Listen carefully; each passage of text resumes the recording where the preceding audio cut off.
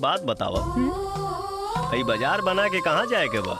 अपना ला दूल्हा ढूंढ। जा अपना भतारे से कसवा लिया। भाई लोग काल के दिन होके वाला बा ऐतिहासिक दिन। जी हाँ भाई लोग, साल 2021 बीते वाला बा और पवन सिंह साल 2021 में इतिहास रचे जा रहल बारे और पूरा भोजपुरिया दर्शक और पवन फैन तैयार बारे तांडव मचावे खातिर। जी हाँ भाई लोग, फाइनली बता दी दोस्तों कि पवन सिंह ऑफिशियल अपन फेसबुक और इंस्टाग्राम आईडी पर तुम सा कोई प्यारा के पोस्टर जारी करके बता दिले बारे कि काल सुबह 8 बजे हो रहल बा धमाका तुम सा कोई प्यारा टिप्स भोजपुरी पर। जी हाँ भाई लोग, एमे पवन सिंह के साथ दू गो अभिनेत्री नजर आई लोग और पवन सिंह के लुक और उनकर जौन रूप देख के पूरा भोजपुरी इंडस्ट्री हिल गई बा।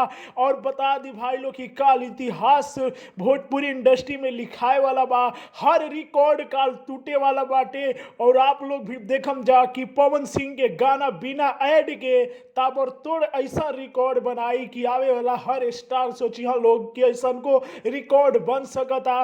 पवन सिंह से उनकर पूरा फैन प्यार करेला, उनका से उनकर फैन इतना प्यार करेले कि पवन सिंह के प्रमोशन ना करे के पड़ेला तब भी रिकॉर्ड बनी। जी हाँ भाई लोग, तो कल आप लोग भी तैयार हो जाए जा। आप लोग पोस्टर देख रहल बानी जा। बता दी भाई लोग कि पहिलका भोजपुरी स्टार के गाना भइल जौन गाना के 2 गो टीजर रिलीज कइल गइल बा टिप्स भोजपुरी पर और मिलियन व्यूज प्राप्त कइले बा। और एगो चैनल ना लाखों चैनल जौन की गाना के टीजर के डलले बारे से। तो आप लोग भी तैयार रही जा। कल लाइव आइम हम, लाइव में धमाका हुई, पूरा सेट तैयार बाटे धमाका करे खातिर। तो कमेंट में ही बताई जा कि काल ई गाना एक दिन में कितना मिलियन व्यूज प्राप्त करी, कमेंट में बताई जा। और ई न्यूज की इतना लाइक करी जा, इतना शेयर करी जा कि विरोधियन के भी पास खबर ही पहुंच जाए कि कल तांडव देखे के मिली पवन सिंह के का रिकॉर्ड होला कल मालूम पड़ी। जी हाँ भाई लोग, आप लोग दूसरा के व्यूज या दूसरा के न्यूज सुन के अफवाह में नहीं खे फंसे के केहू कतनो रिकॉर्ड बनाए उससे हमनी के मतलब नहीं खे।